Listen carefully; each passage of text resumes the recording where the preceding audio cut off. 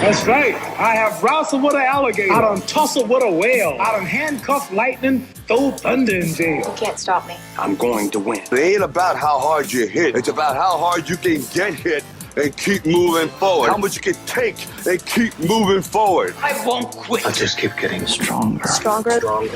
Stronger. That's fine. Okay, I'm recording and we're live.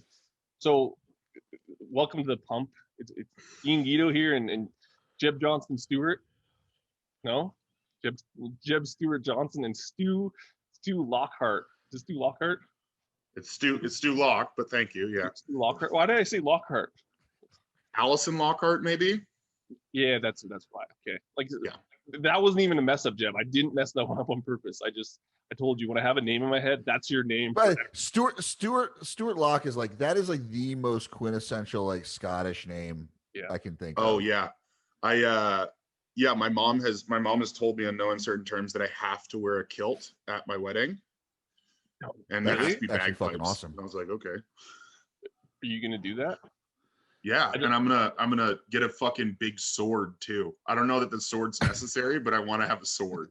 See, that's sweet. See, if my mom told me something, I would do the opposite. So I would just bring the sword. I'd be like, but your mom didn't tell you something cool like to wear a kilt at your wedding.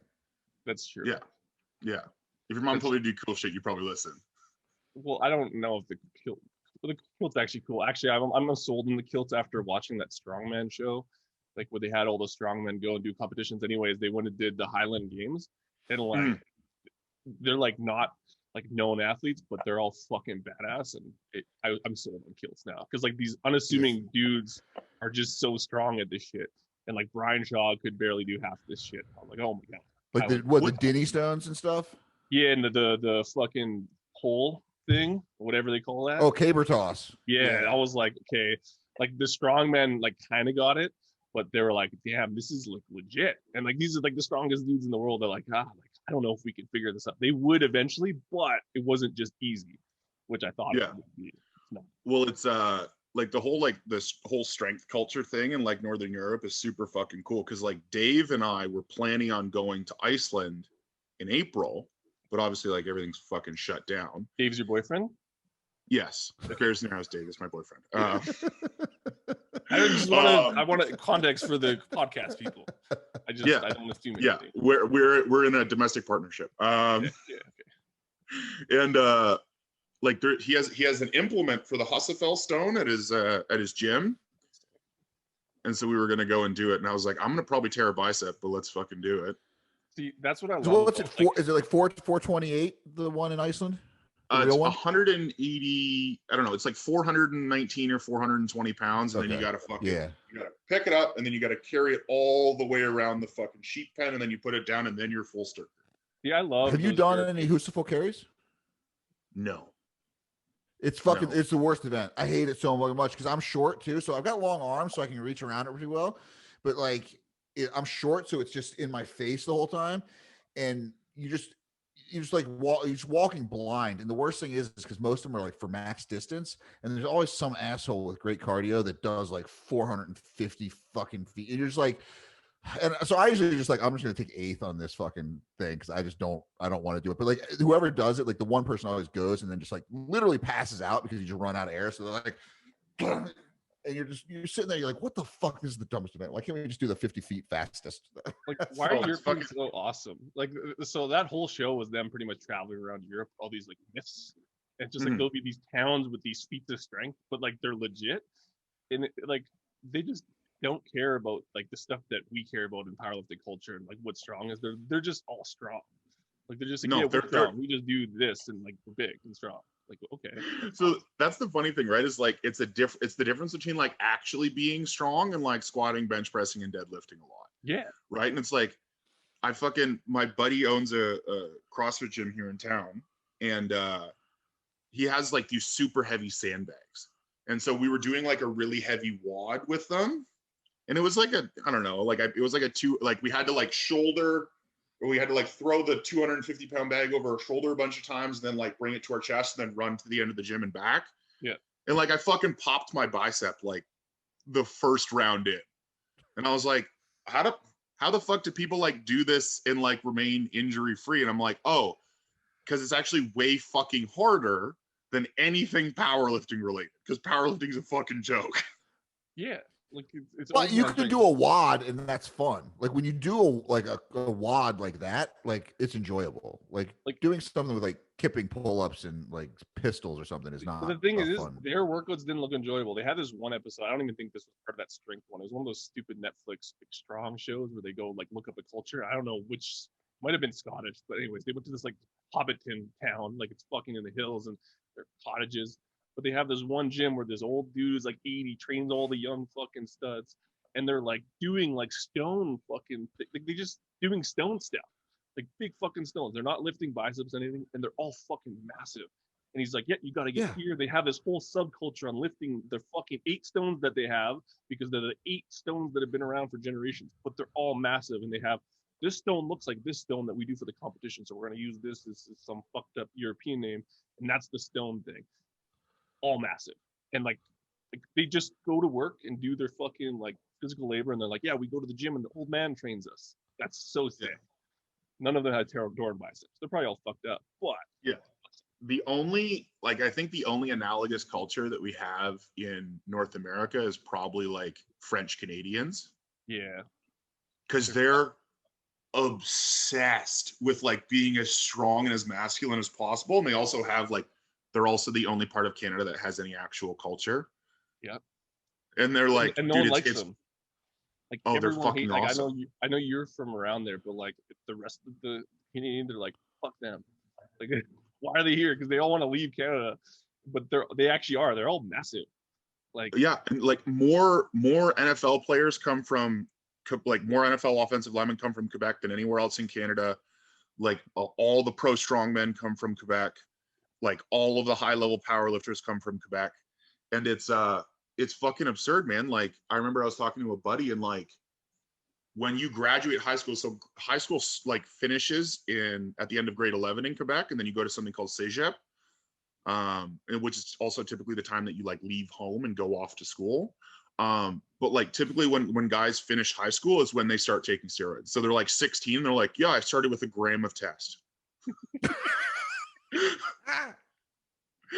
like, and then they go play college football. Like there was this, I can't remember you would probably know him, the big safety, Bourgeois or whatever.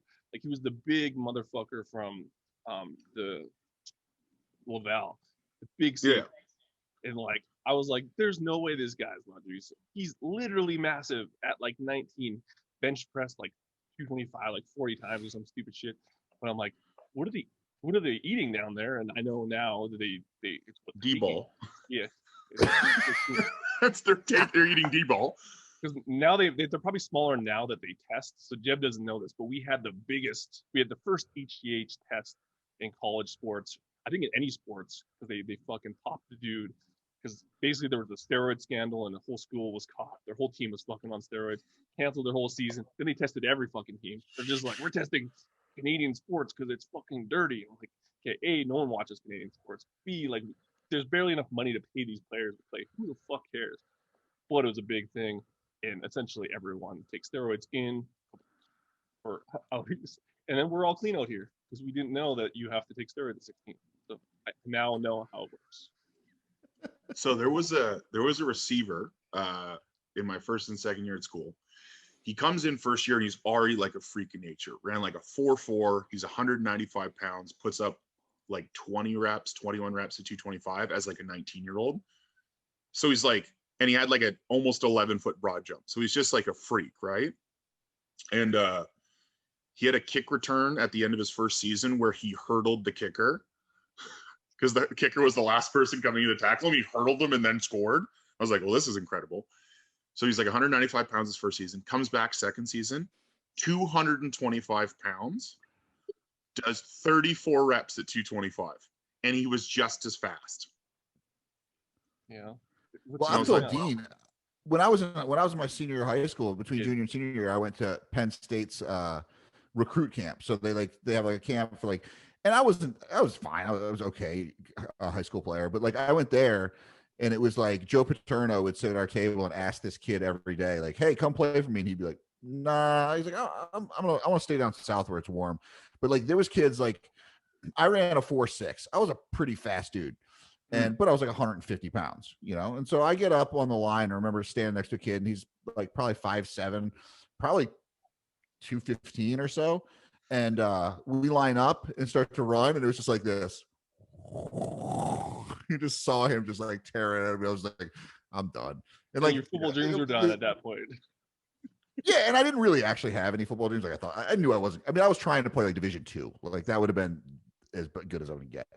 But like these guys, I mean, like, you know, dudes who were like 6'5", 300 pounds that were 17, like all over the place. Like, you know, there was one dude at the combine ran a 4.2 on the laser timer, and they're like, that can't be right. We have to do it again. He ran a 4.18.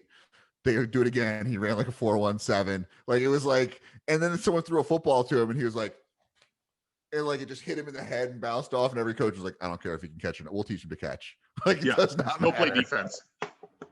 So this leads us to the question of, so Stu messaged me on Instagram. He's like, what are we talking about? I like to talk this stuff out because it's like, this is what actually happens.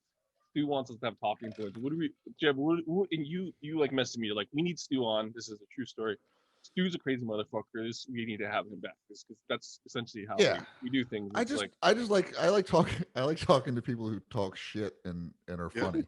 Like that's really what I just want to talk to people who are fun. It's just an excuse to talk to people. Actually, it was, and part of it was because like so this is when you know someone goes from like internet friend to actual friend that now I have to hang out with in person, is because Stu just messaged me out of the blue and because I posted a shirt, like a flexing post. He's like, oh, I see you have a tiny left bicep too. And I'm like, you motherfucker. And so I'm like ordering BPC. I go online and order BPC like before I even respond to his message. Yeah. You didn't tell me that part. You're just like, listen, my shoulder hurts. I ordered a bunch of BPC 157. Yeah. No, it was because he told me, he said I have a tiny left bicep. Yeah. And my left shoulder's fucked too. I was like, we're twins. We're both bald. We both have fucked up left shoulders. We're twins. Well, you're actually, I wish people would follow. I know we talked about this last time, but we're talking about scripted teleprompter stuff because like Jeb talks on the teleprompter, but like he looks like he's not, so he's like very good at it. You fucking ruined it. Well, that's the whole, I want everyone to know because it's pissed me off because they're like, Jeb's such a nice guy. He's still like insightful. I'm like, listen, like, he's not even, fucking took 10 hours to write this thing, which it wasn't 10 hours. And then he read off the teleprompter. That's not the same as like Guru showing up to talk to his people. It's not the same. But you go off the cuff a lot of times and you do these Q&As. And like, I don't know how you come up with some of the stuff you do because I know you might retake some of them, but like you're very quick-witted on there. And it's to the point where I'm like, this has to be scripted. I'm like, I don't think it's scripted. Like he's literally sitting, like you're fucking sitting on your couch like with good, like almost like, I don't know, emphasis on stuff. And it was crazy. You're good at that. Good at talking shit to people. Dude, it's the drama kid thing. I was the lead in the school play 3 times in 4 years. Yeah, it's like a wrestler. You would be a good wrestler, like a wrestler. That would be so cool. If I could be a professional wrestler, I would die happy. Just cut my favorite. Oh, dude, my favorite podcast that I've ever listened to, like the Joe Rogan one, was the fucking Undertaker one. Well, I haven't listened to that. I gotta listen to that. I don't think I ever heard that. Dude, it's so good. He has so many cool stories. Is he still around? Because he was still like wasn't around, but he came back like 2 or 3 years ago until like. So his fucking final like show or whatever was right at the beginning of COVID. It was like April of 2020. That was like the final one that they ever filmed, and like that was his exit from professional wrestling. He was like in his mid-50s. How did he go? He was fucked up too. Like his body is just fucked. Yeah. He didn't have to do anything. It was actually weird. Like if you actually like think about it, like he didn't have to do any of the crazy moves. Like he just would kind of and then choke slam. But he wasn't like an acrobat. But it's like, no, give me the Undertaker. Like, yeah, he's like fucking 6'10" or something because he played like college basketball. Oh, that's awesome. How do you go? He was like, but even still, like you still have to fall off of shit and land on stuff. And when you're that big, man, there's just a lot of shit that can crack. Yeah, 100%. Did Kane make a comeback with that? Kane is like a mayor of a town now. What? He's a politician. I lived for a minute in New Jersey, and my next door neighbor was he was a limo driver, and he used to drive around he was the guy who drove Jake the Snake to get crack when they did the show at Madison Square Garden, and he said he wouldn't do the show without getting crack. But he also was like best friends with Ted DiBiase, like still to this day. And like Ted DiBiase is like some born again Christian. Like a lot of the dudes are like crazy, but they're all kind of like trailer park Florida dudes. Like they're all like it's like they're kind of like carnies. Like it's a fucking weird subculture. But yeah, he would have like these wrestlers that were like 80s heroes, but now they're like dudes that own a used car lot. It's fucking weird. Like they got screwed pretty bad, I think.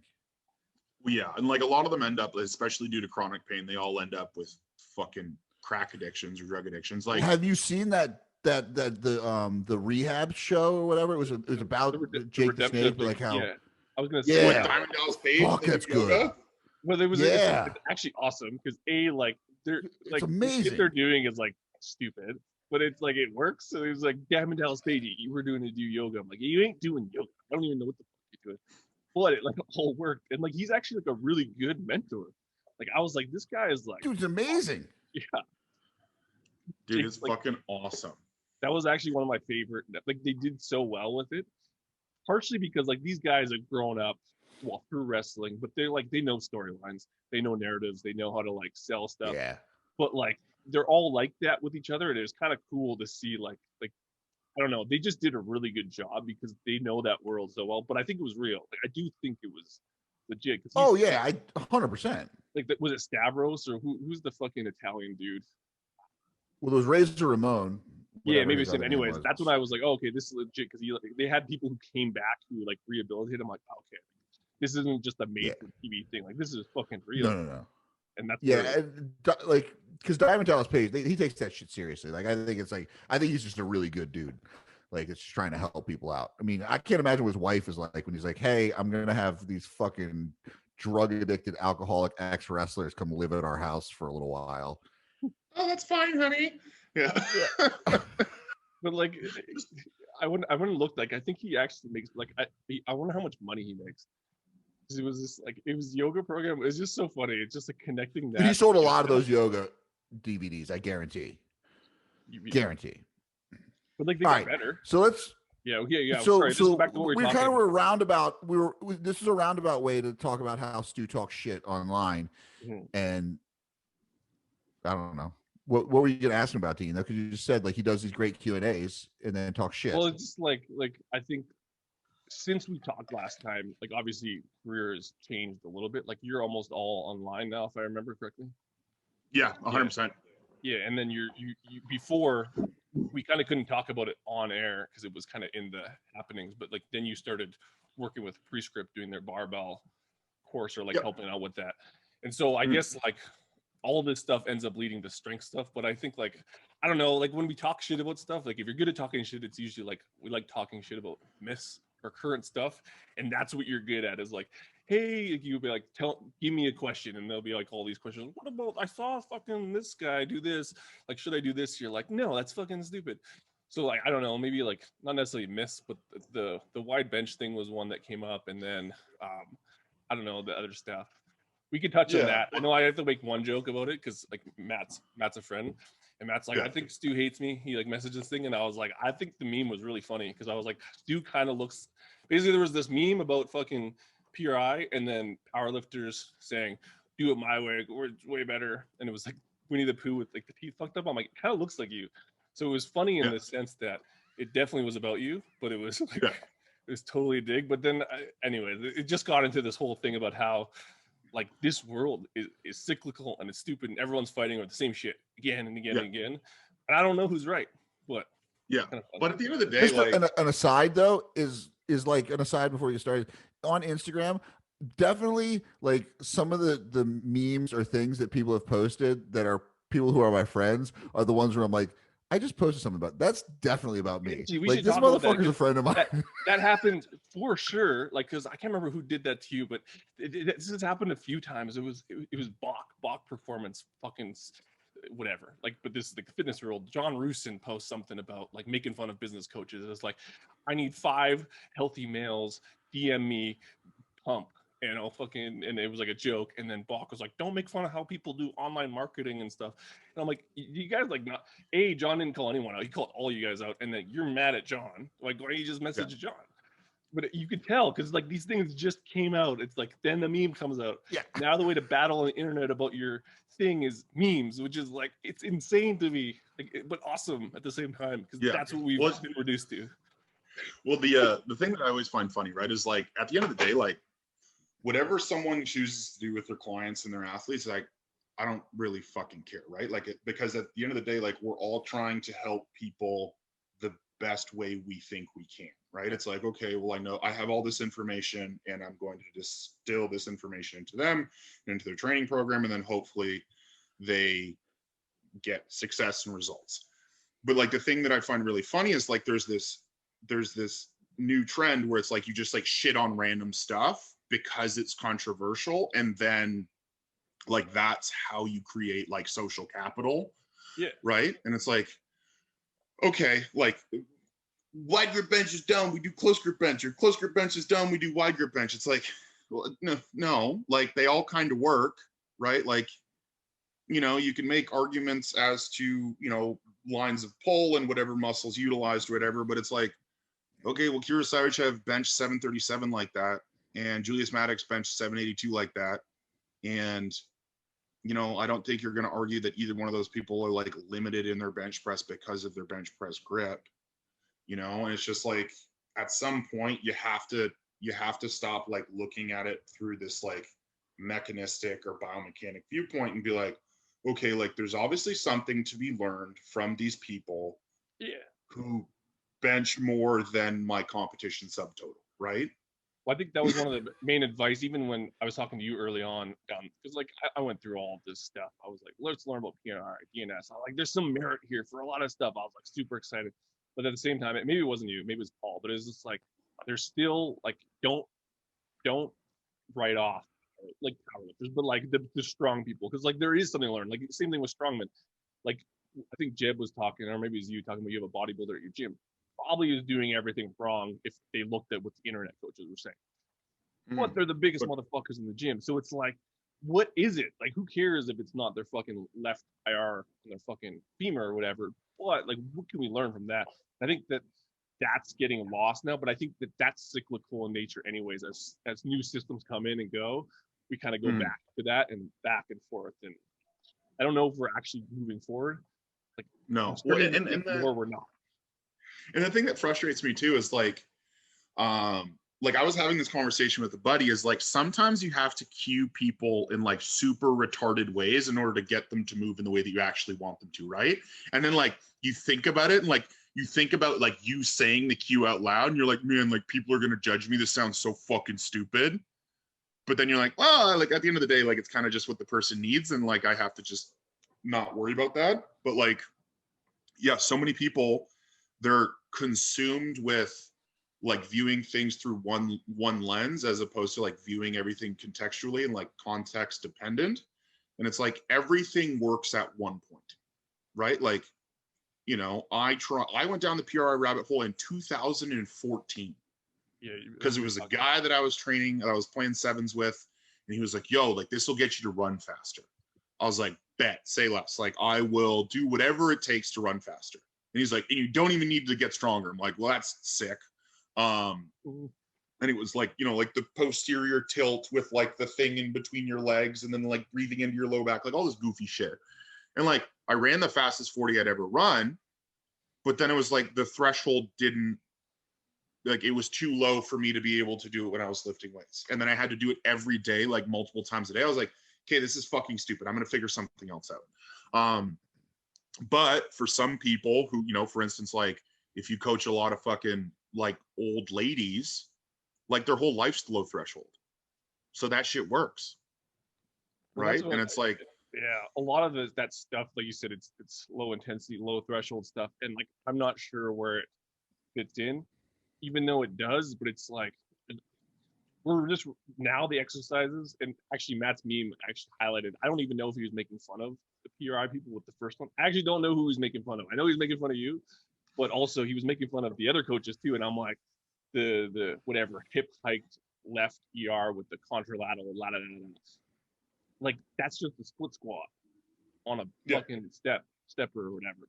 And so like it's interesting because it's like all that stuff works, but it ends up being the same stuff. So I don't know. It's just interesting because the PRI stuff does work somewhat. Yeah. And the thing that I always find funny too is like the truck that makes the noise going over most noise going over the tracks is typically the empty one. And it's like, you know, I coach some very, very, very, very, very strong people, right? Like Chris Bridgeford has pulled 900 pounds. You're coaching Chris Bridgeford? Nice. Yeah. Man. And I like the deadlift. He is such a freak of nature. It just he looks is so really strong. nice. Like he like wedges, like people talk about that's another. I know I'm gonna let you finish, but like people are like shitting on wedges, and then other people are like you're just wedging wrong. They're like, no, wedges are bad. I'm like, I don't know. This guy like that looks like a beautiful deadlift, and like it is a beautiful deadlift, and it's gonna get even better. But it's like I coach some like very, very, very, very strong people, and at the end of the day, what you notice with people at the highest level, they're not concerning themselves with this kind of minutia. Yeah. You know what they're concerning themselves with? Does this feel good and can I progress this? That's it. That is the end of their conversation. Chris and I's entire conversation regarding his training specifically has to do with, does this feel good and can you progress this consistently? That's it. There was actually a good. How is that not everyone's outlook? Like I went coachless for a while, and I'm back. I had a buddy of mine kind of get me a GPP space, and I started working with Nick Gloff because I was listening to him on Jordan's podcast, and I just resonated. And it's like the best thing about working with a coach is that like, I'm like, okay, my shoulder feels better or my back feels better, and we're getting stronger. Like, how is there any other parameters to measure anything? Like, I don't understand that. Well, that's what. Yeah. No, you go ahead. If you're not in pain and you're progressing and you're moving towards the goal that you want to accomplish, that's all that matters. And everything else, like every other, because here's the big thing that I think a lot of people forget. When it comes to social media, like coaches will almost like market themselves to other coaches as opposed to marketing themselves to the people that they're going to work with. Right. And it's like, look at how fucking smart I am. I know all this stuff about the body and X and Y and Z. And it's like, okay, but do any of your clients care about that? Well, that's the actually crazy thing, because like a lot of my powerlifting friends that like you guys who were like all competitors and then kind of transitioned to coaching, a lot of you guys are full, like in full as in like making we can talk about money and stuff, but like your online rosters are enough to support your careers, which I can't say about a lot of some of the other shit, right? Because I know a lot of people in that strength realm, a lot of them are hurting, right? And they're in person as well, because it's just like people still respect strength. I think Jim and I were talking about this, maybe this is the last podcast that we haven't released yet, but it was just like people respect real, and a lot of times like that shit matters. Like, are you at that level, and who are you coaching? And does that shit work? Doesn't matter. Like the drills are fancy, but it ends up being marketed to coaches, which for Matt and Kyle, like absolutely, they're fucking. It's just like with you guys with script. It's actually helpful for you guys to have those arguments and talks because you have businesses fucking coaching coaches. Everyone else, I was like, I don't know if that's the model for you guys. Which is well, it's like you met Louis Alexis Gratton, right? The guy at Recast. Oh yeah. Okay, He's so huge Jeb now, for. I've never met him, but like I'm obsessed with his fucking social media. That dude is fucking he's like ridiculous. He's crazy. The crazy thing about him is he looks physically big, but in person he looks like he's 6'3" on fucking social media. And he's maybe 5'8". Yeah, it's awesome. Like and that's a good thing. Like he's massive. But like that 225 bench like reps he did a few weeks ago was fucking stupid. Well, so like he's a perfect example of like he walks the walk. Yeah. Because not only has he's in probably like 2 or 3 weeks, I think it's next weekend, he's gonna try for 500. So he will have benched 500 pounds at 198. Yeah. Which is fucked. And he also squats like 700 pounds in reps. He deadlifts like 700 pounds. So it's like, all right, at this point we're looking at a 1,900 pound total at 198. But in addition to him personally being just a fucking monster, he also coaches the strongest super heavyweight drug-free in Canada, which is Mikhail Cloutier. Yeah. Who's like squatted 800, benched 550, and pulled 750. Well, and this guy's fucking drug-free.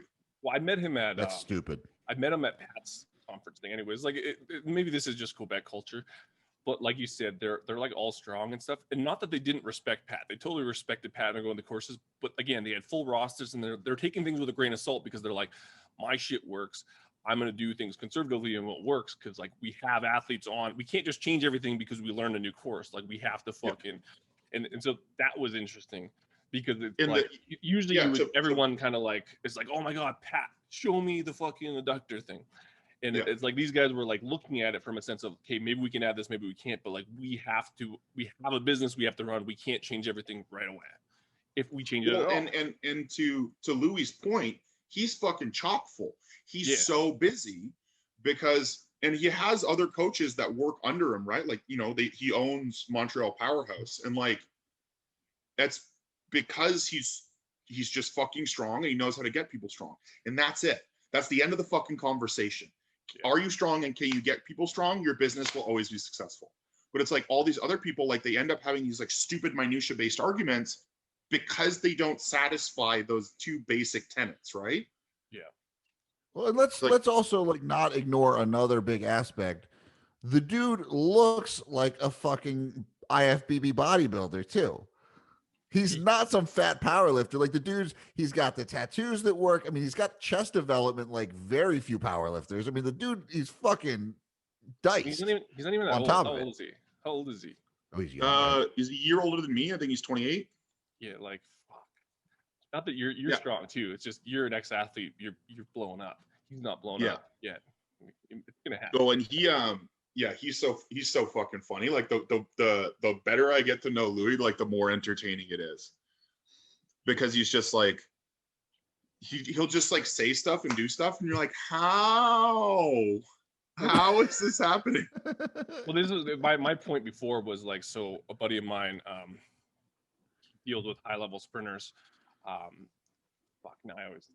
Anyways, long story short, he's like, everyone talks about running form. So in the same aspect, like I would do this if I was doing this, or I would do this if I was coaching that athlete. It's like, I don't think anyone's actually coached, seen, or heard, or seen the mechanics of these high level sprinters in any quantity that would give them the skills to see that shit.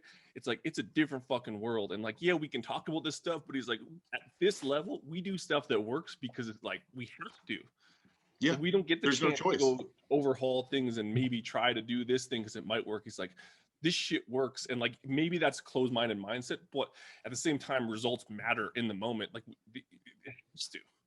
Like these people's lives are on the line for a lot of their CrossFit coach that saw LeBron do a half squat and was like, if I had LeBron, I would make him a better basketball player by teaching him to fucking squat to ass to grass or something. You'd be like, go get fucked. Get fucked. You wouldn't do shit. You would fuck him up and like you would ruin his shoulders like every other CrossFit.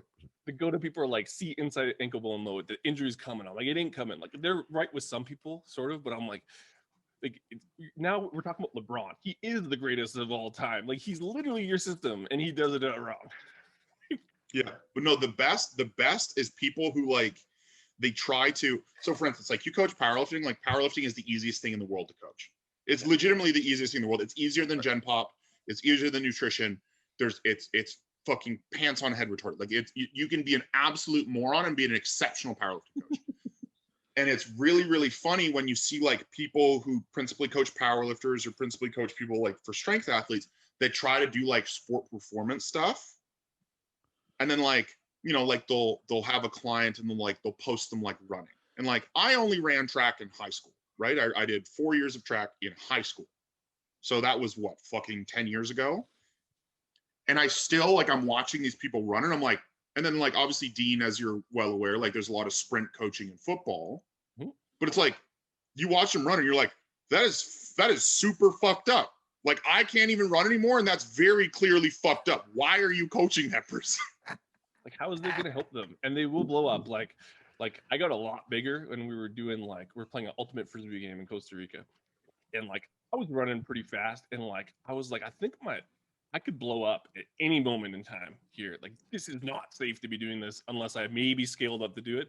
So I had to dial it back because I was legitimately scared. Like, I know enough where I was like, running is probably not in the cards right now because I haven't done it for 6 years, Dude, 7 years. I did a boot camp. I did a boot camp class, and it was like they ended with some sprints, blew my hamstring. Yeah, because I still have the same pop that I had when I was 18, but I got the fucking ligaments of a 40-year-old. You know, it's like shit's fucking not gonna hang. We had like the year after I like I gassed up. I was still in university, and we played like flag football because I was done contact sports, and I was like, okay, we'll play flag football. And I remember first game, I'm lined up as a wideout against this kid, and then like he goes to press on me, and I ripped by him, and then I was like gone.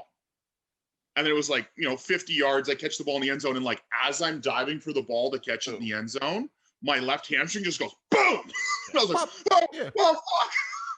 It's because that's because you can go there. Like, that's the problem. I think that's like why football players are generally good at powerlifting, because they can go to that place. It's also, you don't want to go to that place. Like save it. And when you're running a sprint, like, you're going to go there. Like, if the ball's in the air, like, fucking, we're going there. Because you don't know how. You don't have there's no 80% sprint. No. There's you're on or off. Yeah. When it's also like, and Dean, I'm sure you can speak to this too, and Jeb as well. Like, if someone lines up in press coverage, like, I take that as an offense. Yeah, I'm like, you think you're as fast as me? Yeah. Are you fucking high? That's why I quit flag football. So like flag football, like, especially like we had a lot of like ex-CFL players, so like Canadian Football League, and like ex-university players, but they'd be on certain teams and they usually shuffle their way to Div 1. And so we created a team anyways. Long story short, we're in a lower division. The second, like, I don't like people knowing I played, because the second they find out that they played, they gotta fucking show you that they could have played because they played in high school. I was like, listen, like, I could beat you on my like sick. I could beat you sick and like with a broken leg. And but they go up to press you, or like they say something like, oh, fucking big university player. Like, fuck, now it's on. Now I gotta go try. And when I try, bad things happen, especially when I'm not ready to try. Because like, you build your way up through a season, you have a training camp, like, you can't just, like, it's dangerous. And so to me, it was dangerous to It's also, don't come talking shit when I'm not allowed to hit you. Well, like, but then that's what it turns into. It's like, a different game. It's a different game. They try to like do something, and you're like, boom, like, you just kind of knock them off. You get a flag. I'm like, you have to show them. And it's just, I don't want to be that person, because like, I just don't want to put myself in that situation, because it's bad. Bad things happen. You would tear your hamstring. You tore your hamstring. First, oh God, I was so mad, and I remember I like texted Paul. I was like, and like we were already working together at this point. I was like, so I was playing flag football, and I tore my hamstring. And he was like, why? And I was like, because my fragile ego was offended that someone was in press coverage. You just got to be disciplined or whatever. It's like, no, like, you know what? Ego is a thing. I think like that's why jiu-jitsu has been good, because like my ego was crushed because I knew I couldn't win. But like, if you were like, again, ex-college football players, someone says something, I don't think you can turn your ego off. Like, I want someone to try. Like, see, here's the thing about jiu-jitsu is everyone says it turns your ego off.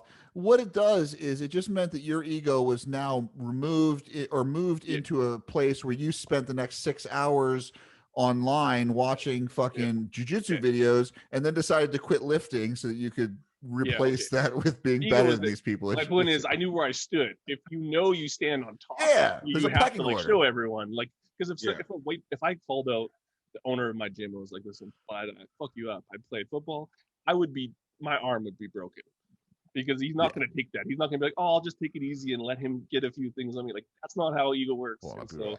So Dean, did you switch to jiu-jitsu because you sucked at lifting, or was that just because you wanted to do something different? Probably both. I quit lifting. I realized I didn't suck at lifting. I realized where I stood real fucking fast after powerlifting got popular. Because like I was pretty good at 198. Like, I was pushing like a 1730 total was what I would have wanted. Like, at that point, that was pretty good.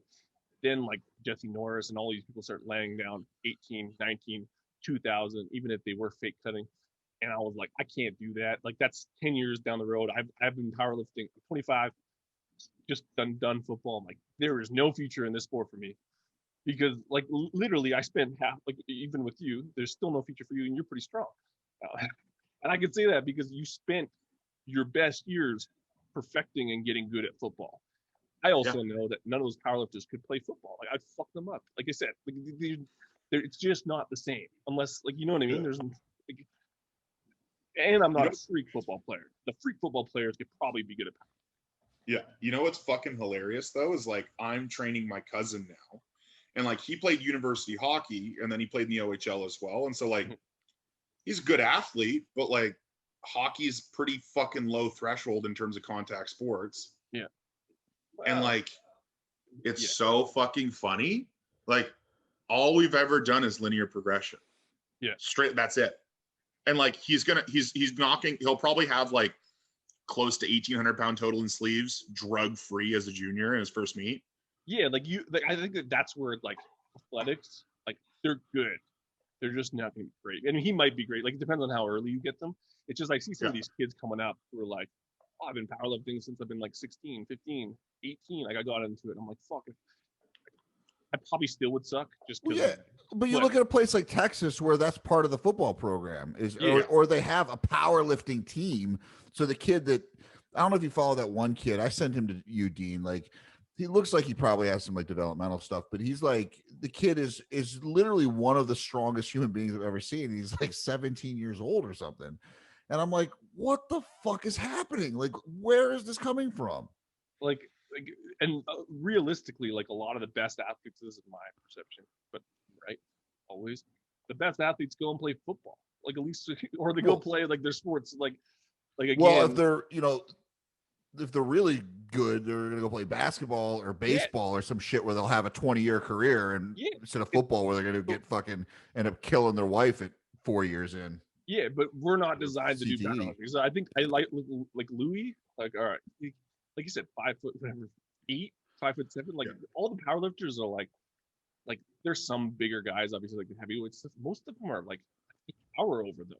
Like I'm like, you would suck at any other sport. Like you do suck at all. Yeah. Bodybuilding. Look at bodybuilders. Bodybuilders. Every bodybuilder, if you're 5'8", like you'll be like, oh, you're 5'8", so you're gonna be a super heavy. Like you're gonna be open class because you got to be like 5'6" or under if you want to be 212. And you watch them on Arnold playing fucking, what were they playing, frisbee or football? Like they fucking looked like the worst athletes ever.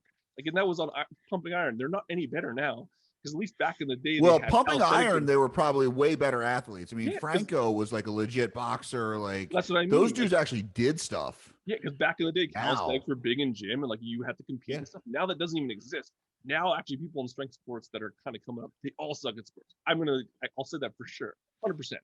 Unless they're like an ex-Div 1 guy going and doing powerlifting. Well, you got like, but those guys kind of dipped their toe in powerlifting, did crazy good, and then are doing jiu-jitsu. I mean, look at like Chad Wesley Smith. Like, dude was a legit, thrower. Does he did strongman. He got his pro card, his second strongman show, and then now he's doing jiu-jitsu. And it's like, yeah. And the crazy thing about him, this is where I knew I sucked at powerlifting. Chad's super strong. Obviously, at the point was one of the strongest. He wouldn't even fucking hold. He's on the bench now. Like he could not even get probably because like everyone just got so much stronger because it got popular and now it's kind of funny. Well, because he had like a 905 pound squat and what like it's super heavyweights, like everyone's squatting close to 1,000 now. Yeah. Like it's which is so much. Fucking insane. Like Stu's super strong and Stu is super weak now because you're too heavy. Like, you're not strong enough for how heavy you are, even though you're like the strongest dude. Like coach on Instagram ish, like you and Paul. There's a few other guys, but like most of them aren't that strong. And Paul had the third highest squat of all. Was it of all time or maybe it was Canadian? But like 800 pound squat at one point, which is like literally he's not even the top 30 anymore. Dude, I remember. So in his Arnold's prep in 2017, I remember he squatted 850 in the gym, and I was like at 242, and I was like, that's fucked. And now there's people like coming close to that, like fucking Kevin Oak last year at Hybrid squatted 850 in sleeves at 242. Yeah. I was like, there's a few guys still doing it. Sprinter. There's still a few guys. I think Kevin's one of them. There's the other guy out of Canada. name? Who's the guy that set the 220 total all time? He's like the short white guy, bald. That's like every fucking. I know it's powerlifter really ever. bad, but anyway, there's a few guys that are from like I would say the old school, but like kind of like the early 2000s that are still kind of up at that level. But there's very few of them. Like Dan Green is blown apart at this point, and like he's still strong, but couldn't touch some of these guys now. Here's the thing, though, is I think Dan, like, dude, I saw him squat. He like might be making 650 for 8 on the SSB, and I saw him squat like 750 for 5 in sleeves. Like, and he's like, he can cut to 242, and like he could probably squat like close to mid 8s in sleeves. He could probably bench like mid 5s, and he could probably pull like low 8s, which is good for top 3 all time at 242 in sleeves. Like, he's still so strong, and like he has like 3 kids, so he's probably sleeping 2 hours a night, and then he works like a madman, and he still does it. He would need to cut to 242. How much does he weigh? Oh Wasn't he my doing God. 220? So before he started he had an elite like the Table Talk podcast he did with Dave Tate, like not last year at the Arnold, but the year before, like when there was still an Arnold. He pulled 900 pounds conventional beltless, and he was like 265, maybe 270. Because my buddy was doing his cuts for him. Because my buddy, like Jeff, who almost died when we did Strongman Nationals together, because he cut from 205 or 210 to 175. Oh, and and after he did that, like the pictures of him like almost dying, like everyone at Nationals was like, just go weigh in now. Like, we don't care. You can cut the line, just go weigh. We need to get you like. So after he did that, like then he did Oak's big cuts, and so then he started doing Dan Green's. But like it was like all these guys, like they were all of a sudden now like cutting like 40 pounds. These meats, and I was just like, Jesus Christ. And they all did it because they were like, this dude almost died. Let's get him to do ours. Yeah, and it looks fun. My God, maybe it's just me, and like I view it from the perspective of like, I am no longer participating in a sport where suffering is the norm, right? Like, I do it because it's fun and like it's not that hard. And it's just like, why would I want to add in additional suffering? You know what I mean? It's like at the end of a meat prep, like, you know, the drugs are pretty high, like your stomach's pretty upset from the orals, like all this stuff, and you're like, why would I also want to cut?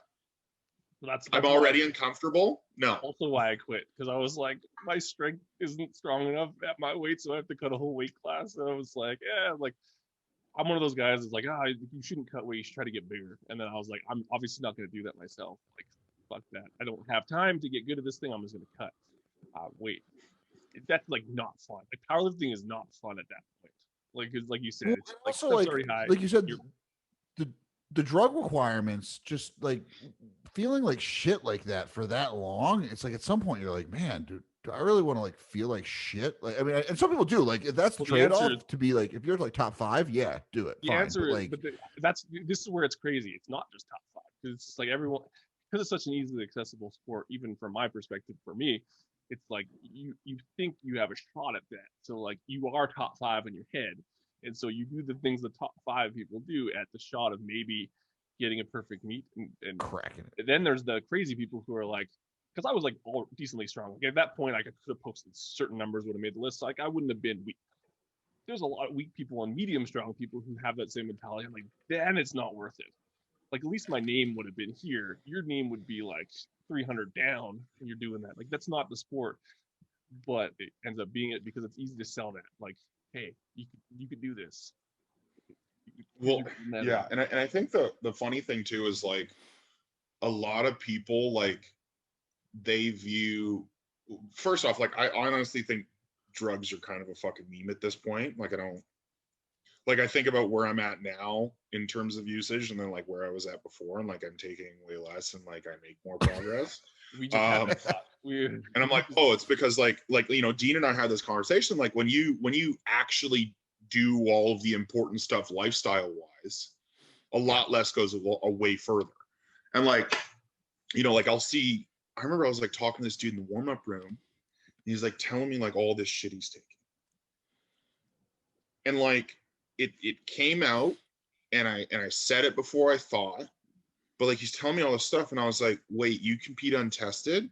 Because like he didn't look, he looked like a middle of the pack drug tested lifter, like, you know, 18 to 20% body fat, maybe 170 pounds of lean body mass, competing at 220. And I'm like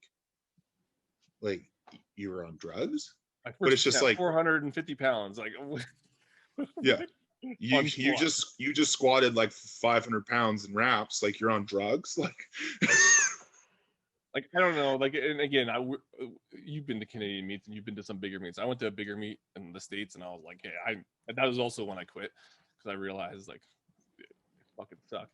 But you go to these Canadian meets and you can still pick out, like, that's pretty much 95% of the people that sign up. And it's just like again, like you said, the stuff they're taking, the things that they're saying, how amped up they're getting. And I'm like, man, like if I got amped up that much for a 400-pound deadlift, like at 220, like that's something went wrong somewhere. Someone gave you bad advice. Because like I did that my first time deadlifting. Jeb did 500 after like 2 months of deadlifting. Like you don't need that much effort into that. Yeah, and it's like you don't want to be mean, but you're like, bro, like you have to do something else. Like this isn't working. Who told you the thing that you needed to do like is wrong? You need 10 more years. You need to start lifting when you were 13 years old, because like right. Go back in time. The ship sailed. I don't know. Go back in time. Pick different parents. And I get that. Like I think that's becoming. But again, you talk about this. I think you had this on Instagram, and there is something to be learned here. Like you're talking about Instagram coaches and like whatever. Who do they coach? How much they lift? Yada yada yada yada. I think that there's more of that available, because before, and like even 10 years ago, there wasn't that available. It was just like you fucking hired the local guy at who's at the one gym where everyone lives, and like that guy's a fucking moron. And so unless you're in a big, like if you're in where you're at, or like in the States, there's a lot of bigger gyms, but in Canada, like I can see how that happens all the time. So you hire the guy, and that guy's a fucking moron. Now, when you look 10 years ago, what? I don't know. Yeah, but so being from the States, like I have to say the one thing that I was struck with when I kind of got into the fitness industry is like there seem, and maybe it's just because there's less people, so the cream rises to the top faster, but like there seems to be a lot more concentrated talent insofar as coaching and information given in Canada than I think there is in the States. I think here there's a lot of dog shit promotion and marketing, whereas like there's a lot of really smart, you know, both in fitness and strength sports. Like I think crossing both barriers.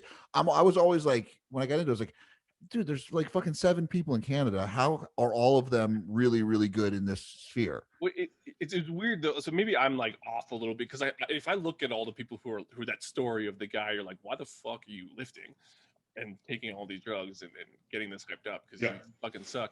I think it's because they don't seek out those people, and that's the benefit of online, is there actually is, like you said, a concentrated pool. Like why wouldn't you just figure that out?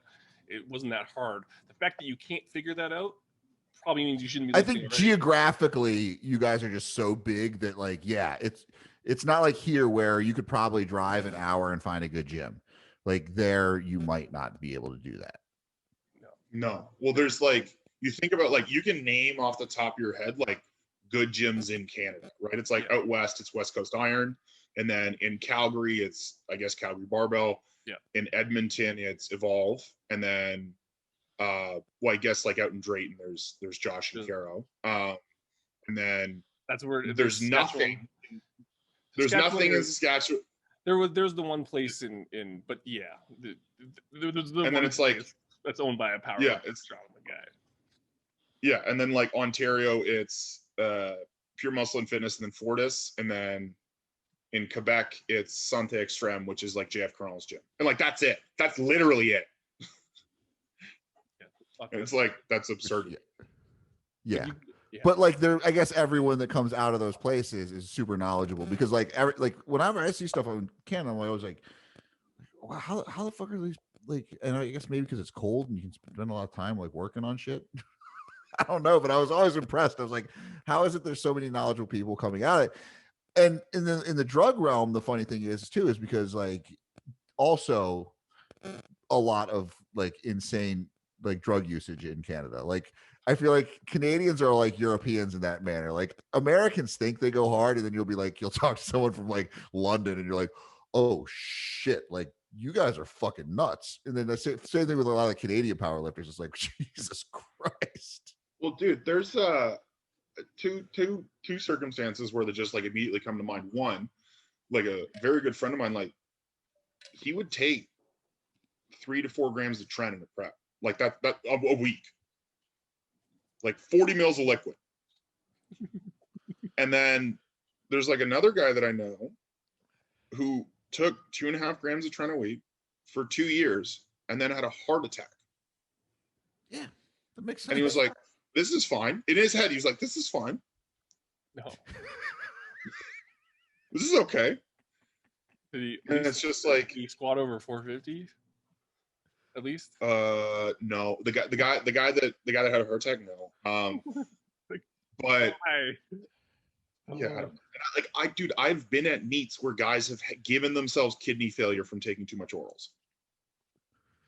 Like, I hope people like listen to this, because it's like hard, because again, there's like a lot of people like looking at powerlifting as wholesome, and like they get into it. They're like, oh, I got this coach, I'm gonna put on my, like, they got my new knee wraps or whatever the fuck, and like it's actually the sport itself, so simple and like so fucked up. Like there's the most fucked up people.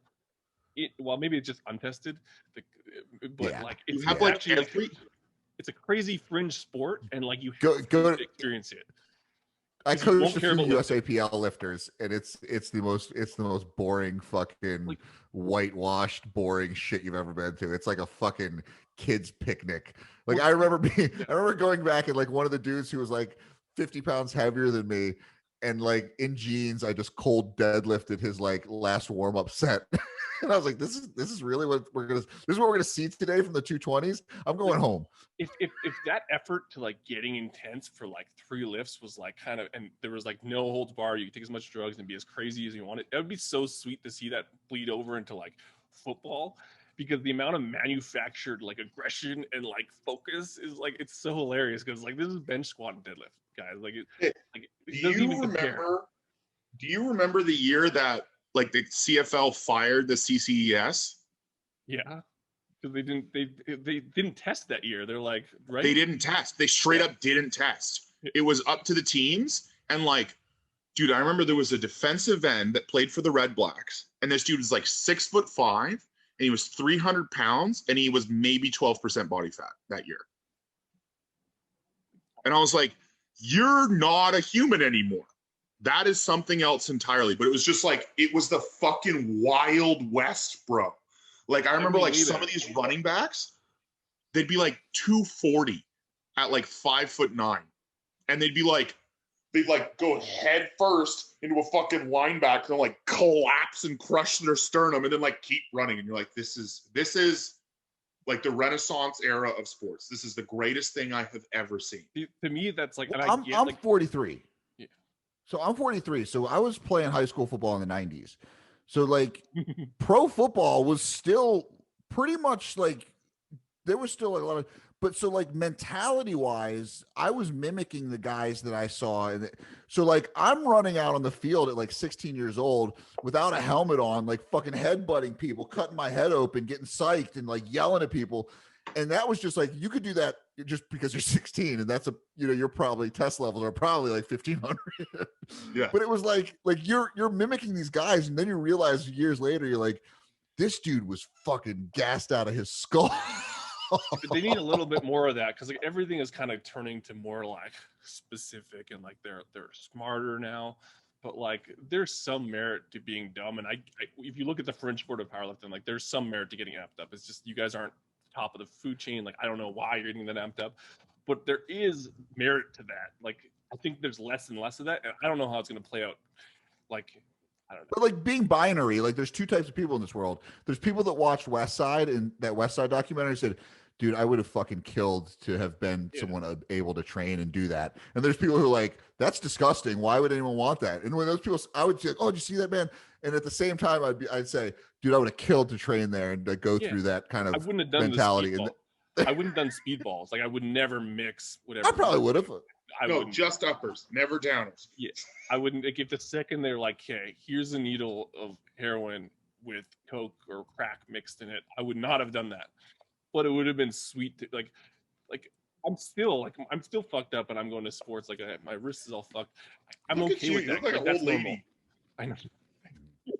Walking on his treadmill, you got a fucking. I'm like Fucking the worst. dude, like That's my fun. buddy almost got into a fucking fist fight in the deadlift area at the warm-ups for WPC Worlds because he was just so juiced out of his mind. And I was like, this is incredible.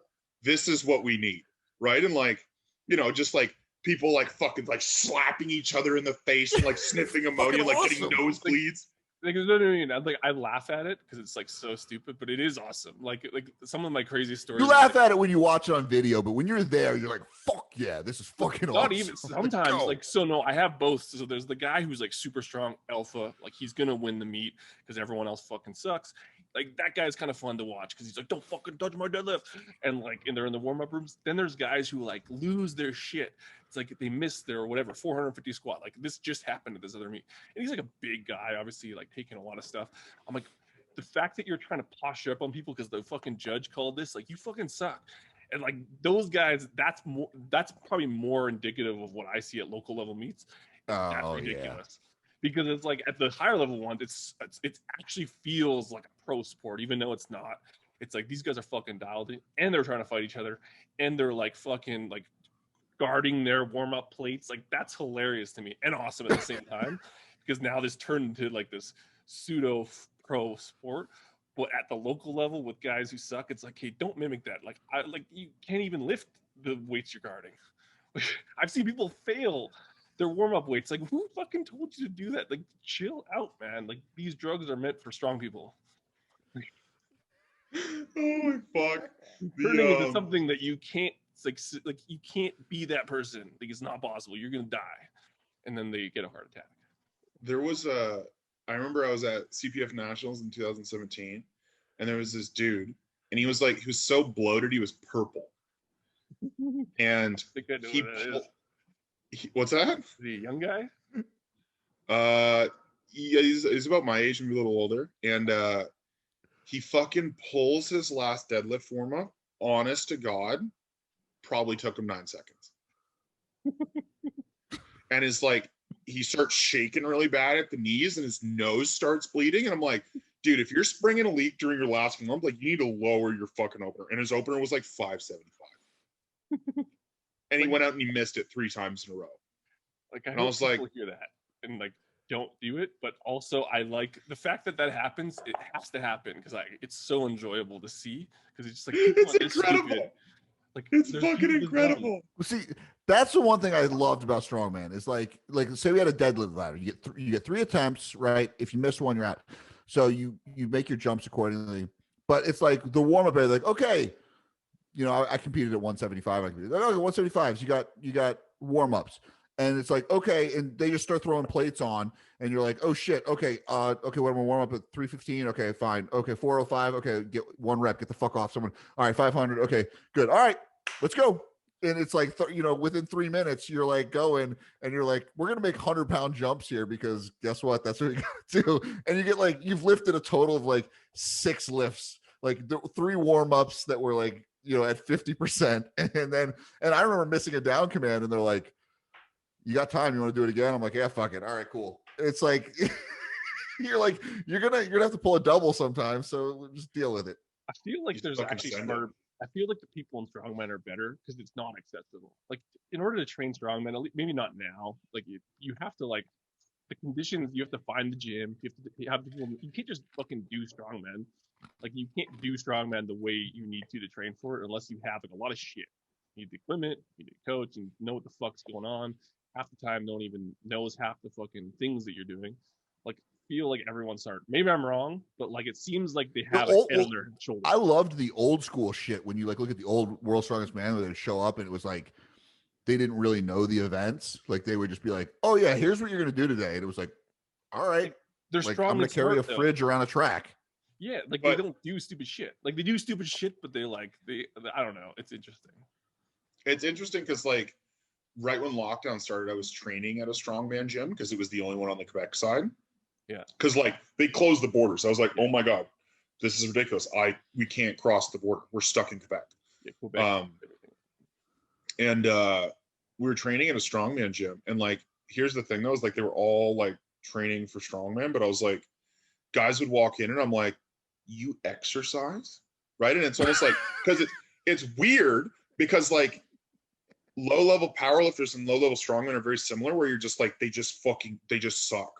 Right. Like there is such a low level of like baseline physical competency for either one of them that you're just like, I remember a dude came in and he was like warming up for deadlifts and he did like 1 rep with a plate and then he went to 2 plates and like he was like, you know, maybe 215, 220 pounds and like his working sets were at 2 plates.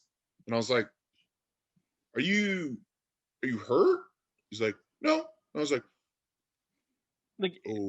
I guess that's what bothers. Like, not that it doesn't bother me. Like, I'm all for fitness. Like, Jim and I work for a pretty conservative company. We work with like a lot of Gen Pop people. Fucking do what you got to do. It just like part of me is like gatekeeper syndrome in the sense that like it's like it's just interesting. Like, it's fucking weird that that happens because like you missed out on all the good stuff of lifting because powerlifting sucks as a sport. The training sucks. Some people find it fun, but you're not doing that many reps. Like you're missing out on so much by not doing all the dumb lifting volume. Like just kind of get into the gym and do it because powerlifting is a weird subculture where like it's that. Like you put your deadlifts on, you go fucking deadlift. Well, if you can only do 225, you're done deadlifting in 5 minutes. Like what's the fuck's the point at that point? Yeah, so like high level strongman is totally different. Like I remember I went and trained with my girl I do nutrition for, and I think she competes at 138 or 142. I forget what it is, but she's like light and she's doing car deadlift. And like I'm like, I don't really deadlift. I was like, oh, but I'll just jump in and can I do this? I'm doing like the same weights as she is. Like like I'm like, fuck, man. Like she's stupid. I just do more reps, but at the same time, I'm like she's fucking stupid strong. And I mean, you know, I think she pulls. I want to say she pulls like 450 or something, and weighs that's in at fucking like 142. awesome. But a lot of the fun stuff is crazy. It's not open to you until you've done the years of work to like do all the shit and join the crew. Because it's like I know people bring up those people too. Like there is some merit to that, but there's a lot of like you're missing out on what the actual sport is because you're not strong enough to be in the sport. Like really, really be in the thing that you think you're part of. Because like that low level part is not the same thing, even though it's all in the same fucking meat. And I guess that's my problem is like they're not distinguished. They kind of are, but not really because it's very open, which is fine. But I like the element of like you can't be here because you're not strong enough. Like I like that because then it weeds out people real fucking fast. I don't have to train with that dude because like he might be a nice dude, but like that's not the sport I want to play with him in. I want to go play like fucking frisbee with those people because then I can like not try. But like you can't be here. And maybe that's me being a dick, but the craziest thing I ever saw was like there was a EPC finals in 2017, the one that Onid tore his quad at. There was a very high level French Canadian strongman that came and competed.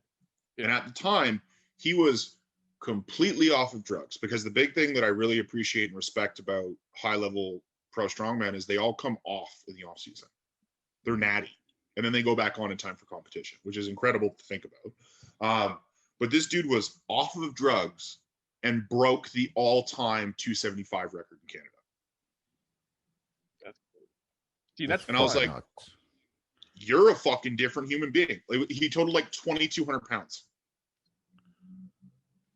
That's nuts, dude. Like that's what I mean. Like that's insane. I think when you like see what that dude's life is, then you're like, hey, that's powerlifting. Yeah, that's what it should be. Dude, he front squatted 675 for 2. That's stupid. Well, that's the thing about strongman that I think is cool is though, because there's such a like a wide variety of stuff is like when you get to the higher levels, like dudes are fucking athletes. Yeah. Like bottom line, Eddie Hall, like competitive swimmer. Hofthor, competitive basketball player. You know, Mariusz Pudzianowski, like just everything. I mean, the dude like fought MMA as a boxer and he's like looks like a pro bodybuilder. Like it's insane. Yeah, strongman guys are like that's what I really love watching those higher levels, and that's why I think that show kind of I really like that show because it had Brian Shaw, Eddie Hall. They had that old guy, and then the guy Eddie Hall is always like competing against. They got the big arms. Anyway, as long as we're short, is they were good at like everything. Like they competed at literally everything because they were just like fucking sick athletes. And then they'd be like, "Oh, let's do a squat workout." I just like watching guys who are like, "I'm just gonna do this, and I'm gonna be better than pretty much 95% of the powerlifting world doing their thing," which is like 99% probably. That's fucking awesome because I don't know, you just can't get there. You can't get there without actually being athletic, good genetic specimen, and putting in the work. You can't just show up a lot of times. Some people probably can. It's fucking like, I remember seeing there was a pro strongman. He came and worked out at my gym right after it opened, and like he worked up to like a top double on high bar in sleeves, and he squatted like 700 for 2 high bar. And then he's like, "Oh, I'm gonna put wraps on." He put wraps on, and then he hit 750 for 2 high bar. And then after that, he's like, "I'm gonna deadlift now." And like we didn't have the Texas deadlift bar in yet, so he was pulling on that like shitty Ohio deadlift bar, and he pulled like 825, and that was like one workout. And I was like, "How can you do that?" Yeah. And he's like 6'4", like 300 pounds, and like he's a pro strongman, but he's like a middle of the pack pro strongman. And I'm like, "You're legitimately one of the strongest people I've ever met in my entire life, and like you just did that in one workout." And then he went and did like a bunch of other random shit. And his workout was like 4 hours long. What did Thor total? Like Thor like worked his way up, but like he pretty much destroyed everyone. He didn't. They're like, "What? He wasn't the strongest." I'm like, he's pretty fucking close. He totaled 2469, and he went 5 for 9. Pretty fucking close. Like I don't know. I look at the pinnacle strength and it's those guys. Yeah, there's some really good powerlifters, obviously. Like, and it's cool to see them do that. But strongmen to me are like they're the freaks. They're like the dudes that are in the NFL to me. Because like they could be good at anything, but they chose to be good at this like fringe sport that just got popular. Like, back to talking about like the biomechanics shit and like being big. Like, if you look at the way like Nick Best works out, I think it was Nick Best. Every single body. Nick Best is like, he's like 50 something years old. That's the guy who's fucking, he's a fucking goddamn legend. Yeah. And if anyone from the biomechanics world watched him work out, we're like, "Oh, well, you're never going to isolate lats doing that." I mean, everything he does, it's just all like explosive, fast. He's fucking 300 and something pounds. He's one of the strongest people alive, and he's still doing it in his 50s. Like you look at you can't get big. Mark Felix, right? Mark Felix is a perfect example. Yeah, that dude's 54, and he's competed at World's Strongest Man like 12 times, and it's just like fucking crazy. That's what frustrates me, is there's such a fucking disconnect between these fucking movement nerds and not like, because that's what I'm calling them now. They're movement nerds, right? It's like the guys. It's like they fucking push their glasses up on the bridge of their nose. They're like, "Well, actually," it's like, shut up, just shut up, okay? You can open your mouth when you have a fucking 1,800 pound total. Until then, shut up. I don't want to fucking hear it.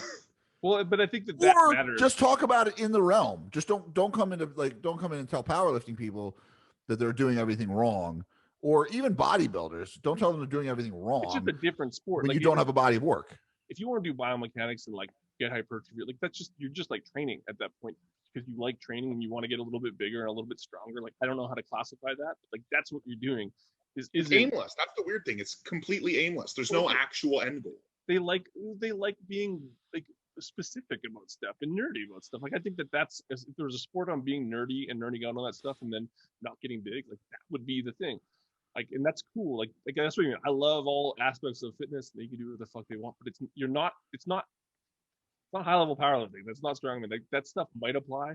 Some people can use it, but like, let the people who are actually good at that figure that out, because you're not the guy. Because you never even lifted that thing. You.